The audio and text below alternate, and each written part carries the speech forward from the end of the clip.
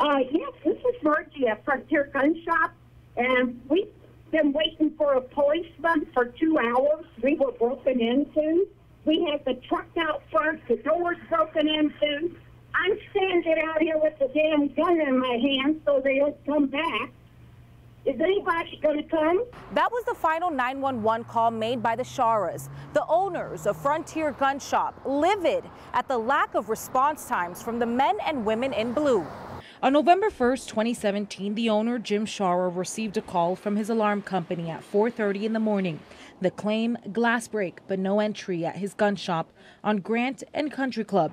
KGUN 9 was on scene just 4 hours after the break-in. This is exactly what sparked the alarm to go off. This is the glass breakage. That evening's live report led to the owner asking 9 on Your Side to investigate police response times. So I said, well, I'll run down there. The owner tells KGUN 9 when he arrived, he saw 2 men cleaning up shop, attempting to take a barrage of rifles and handguns. I knew one was in the van because he was handing them to the guns to the one in the van. My doors were all tore up, and they were in the back of the van, and I walked up to the van, and one of them come around the corner, and we got in a little scuffle. Shara tells 9 on Your Side that adrenaline kicked in. That's when he saw the thieves and confronted them. Police reports show that there was a fight between Shara and the 2 men taking the weapons before he called 911 at 5:08 a.m. I went down the ground, he went down the ground, he popped right back up, and we were playing tag around the van. I was trying to get to him. 911, what's your emergency? This is Frontier Gun Shop. I've been broke into, 3156 East Grant Road. The call dropped and dispatchers tried to get a hold of Shara twice after that, but were unsuccessful. Please try your call again later. Okay, I had that one also. It was a gentleman. He said he was at the Frontier Gun Shop, 3156 East Grant, and that he'd just been broken into. All right. All right, thank you. No units arrived, so Shara called 911 again.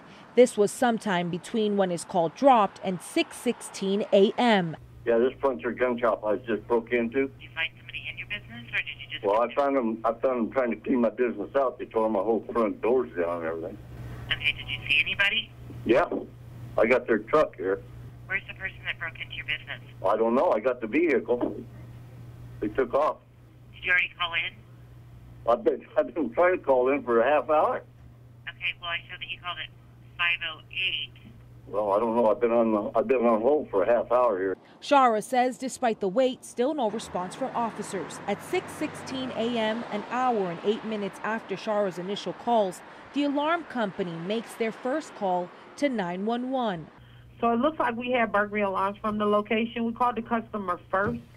Looks like they got there and they walked into a burglary in progress. Right. You've already got the call in place. Okay. They need PDs there. I understand that. We have a call in place.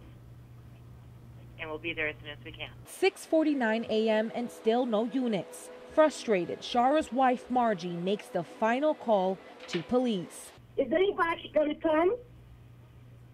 We have your call in place. We're going to answer it as soon as possible. Well, this is ridiculous. 2 hours from a gun shop? You know, you guys used to be here in 5 minutes. There's something going on. We have a lot of calls and a lot of priorities going on. We'll have an officer out there as soon as possible. Well, isn't a gun shop a priority?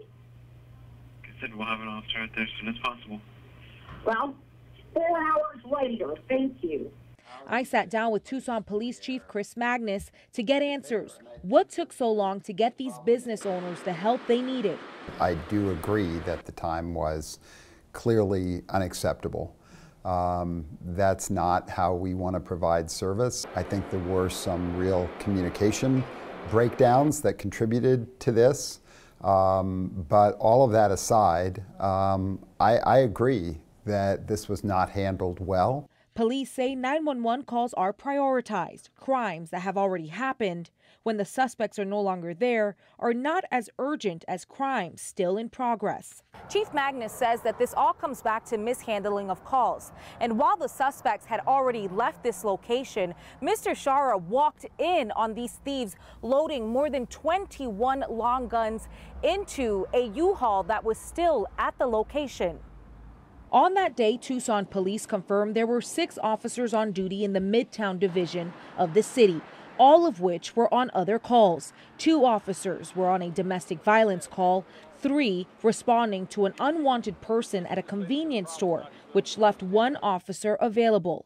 But in the entire city of Tucson, there were 27 officers. One of the problems that morning was that we probably should have been pulling officers from other areas of the city, or even officers within that particular division who were on other lower priority calls to respond to that gun shop. Chris Magnus admits his department is not where he wants it to be.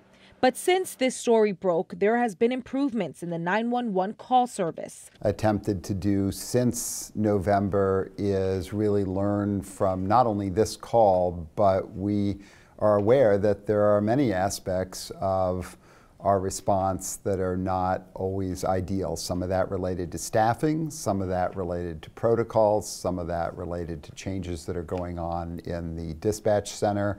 There are a lot of areas to work on, that's for sure, and we're doing our best to work on all of them. Magnus says recently the Tucson City Council approved a budget that calls for more police officers to be hired, also to retain them and give them better compensation.